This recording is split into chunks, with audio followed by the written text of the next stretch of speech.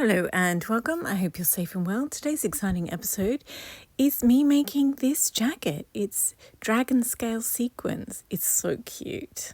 But I didn't quite have enough fabric, so it has to be cropped. It's perfect. Perfect, perfect, perfect. Perfect jacket. So it's time to make another jacket from the Desperately Seeking Susan capsule collection. Last episode was me making a mock-up. So these are all the fabrics that I have to make jackets from. There's sequins. I really love this tweed, but I don't quite have enough time to do all the hand stitching required for a tweed. So I think we're going to go with the sequins. So I already did the one inspired by the earrings, and that was just a standard mini sequins, whereas this one is a bigger sequin, and it's the hole isn't in the center, it's on one side, so a French style sequence or dragon scale sequence. So you brush the fabric one way and it moves around. It's very cool. Here are the two sequin fabrics together. So the gold one is just standard mini sequin. The sewing machine takes a mini sequin quite well, and it doesn't mess with the needle at all. But this olive green one that I've just been working on, oh my goodness, this one was difficult to work with. So I'll complain about that more later.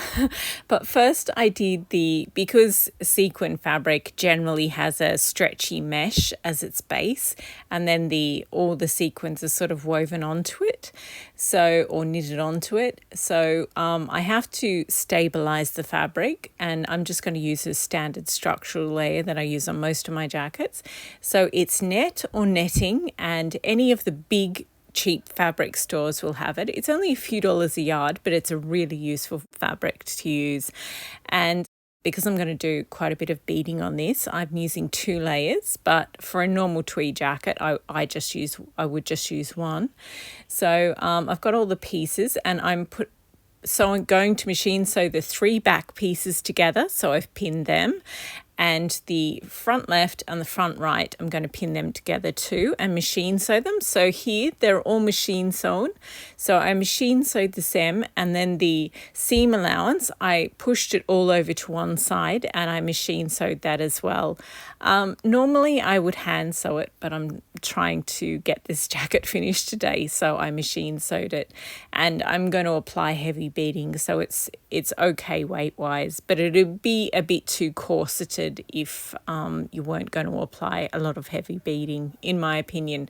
So now that I've got my shells ready, the next step is to get out the fabric, this fabulous dragon scale sequin fabric, and turn it over. So this is you sort of brush your hands up and down it, and it's really cool, but I wasn't sure which way to do it, because when the normal way it's quite smooth, but if you basically make the jacket upside down, like turn the fabric upside down and cut out the pieces that way, then you have to brush them all up the other way, and it looks really textured.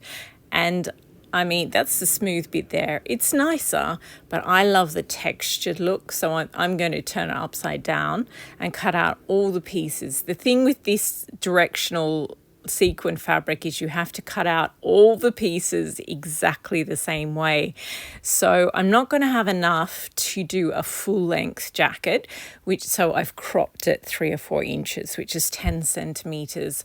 So it's going to be as short as the floral jacket that I made with the strawberries on it, rather than a standard. And when you cut it, oh my gosh, the sequins, like, obviously you leave half a sequence, and you just shed sequins. So here we go. It's the shells of the netting fabric, but I've also pinned the sequin fabric to it. So you pin the straight section, and then you sort of mold the other sections. And it's, I haven't flicked the sequin up yet. It's just, it's easier to do it this way. So once I've pinned the 2 layers together, then you obviously have to hand sew them. You can't machine sew it, otherwise the stitches would be visible. So you just machine sew it. It does take it takes quite a while, but it just looks so good once it's done. So yeah, I'm going to go along and hand stitch these 2 layers together. Because I'm doing beading later, I'm just going to hand stitch them together at the those big seams. I'm going to go up one side, down the other side. So it's, effectively 2 rows of hand stitching at each one.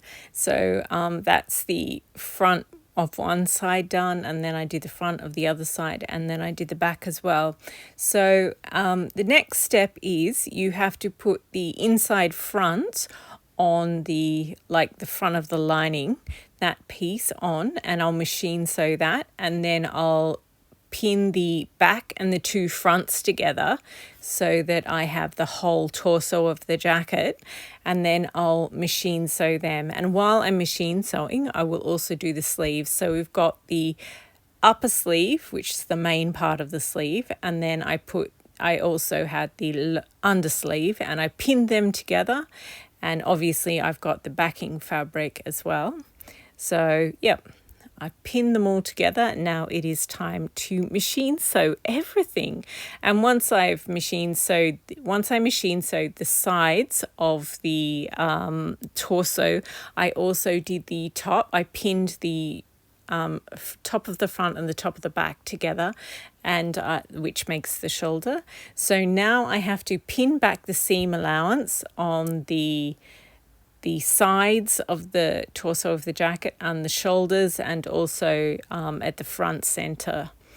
And on the sleeves, I have to do the same thing. So the machine sewed, but then I have to splay open the seam allowance, pin it down, and hand stitch it into place. Because the sequins are there, it's really, really difficult. So you have to stitch through all the layers without hooking any sequins and without getting your thread caught, and so you don't want your stitches to be visible from the outside, but you want to catch all the layers so that everything stays in the correct place. So it did take a little bit longer than I thought it would, just because these sequins are supposed to move up and down.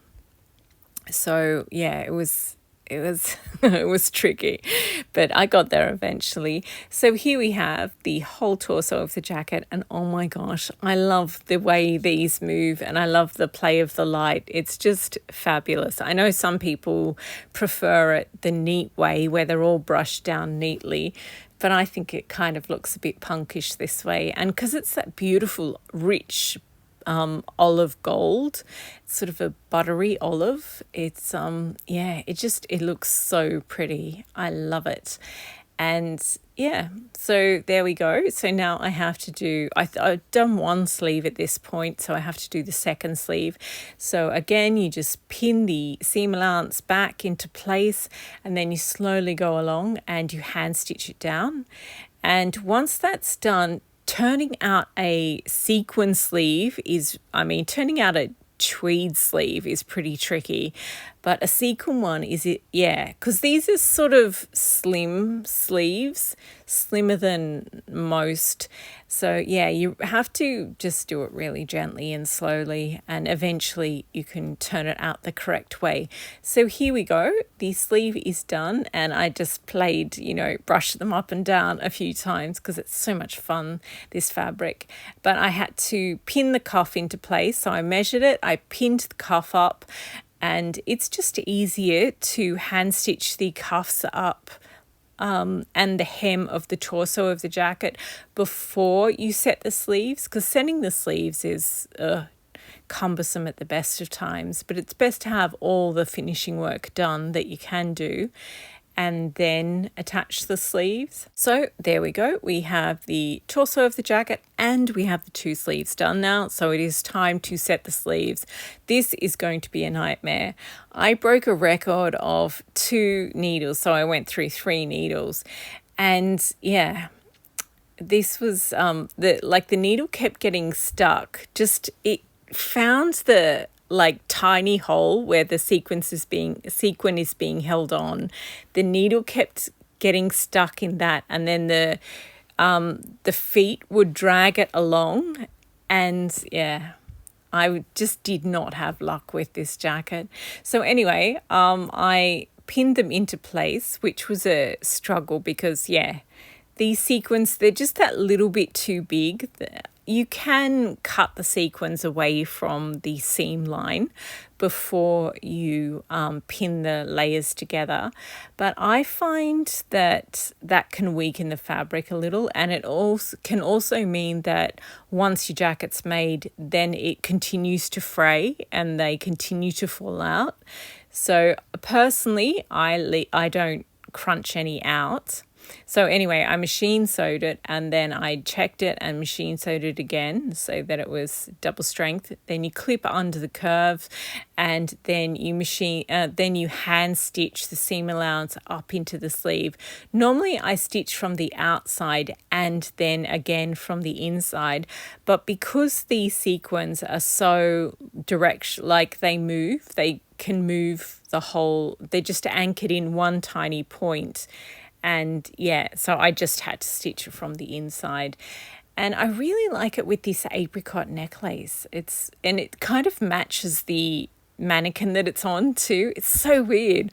I just put it on there and I was like, I like this.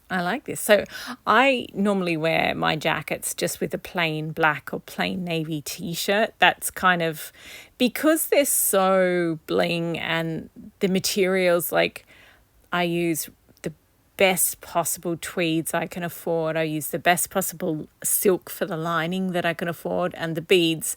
I mean, I've just collected beads over, my collection is ridiculously large, and I've collected them over years and years. So there's quite a lot there. So yeah, to make them not look too extra, I tend to just pair them with a plain t-shirt and jeans and some boots. I don't know why I said that. Oh yeah, because it's so cropped, and some of you will be concerned about that, but I just wear it with a t-shirt and jeans, so it's not like I'm wearing it with, if you have a plain black fitted dress, that would look beautiful, but I tend to dress things down and just wear them with a t-shirt and jeans. So yes, it is quite short and quite cropped, but when you wear it with a plain t-shirt, it doesn't really, it's not going to look too cropped, in my opinion, but each their own.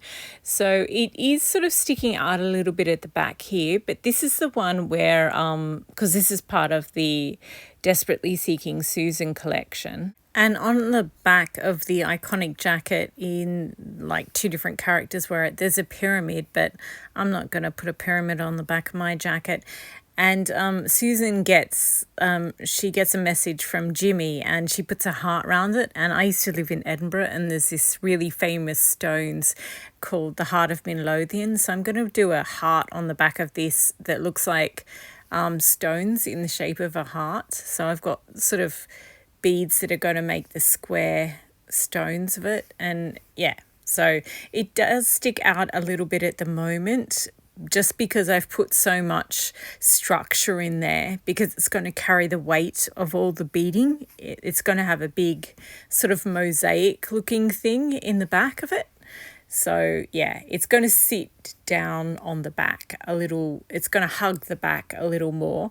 And I think I might put a little bit of weight around the neck and a little bit of weight around the hem of the jacket and the cuffs as well, sort of like I did with the gold one with the gems. But we'll see after I've done the mosaic bit on the back. We'll see how it goes from there. Anyway, the jacket is done and I absolutely love it. I was so tempted to just sort of keep moving the camera so that you could see the play of the light. But I know some of you get a bit motion sickness when I get a bit carried away with moving the camera around.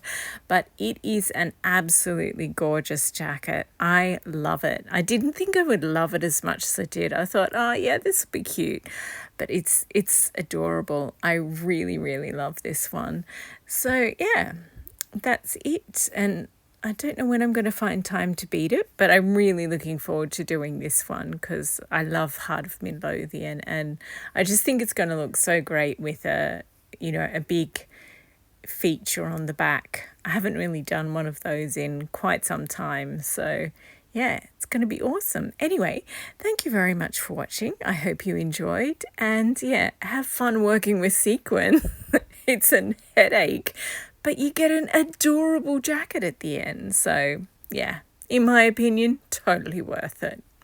Happy sewing.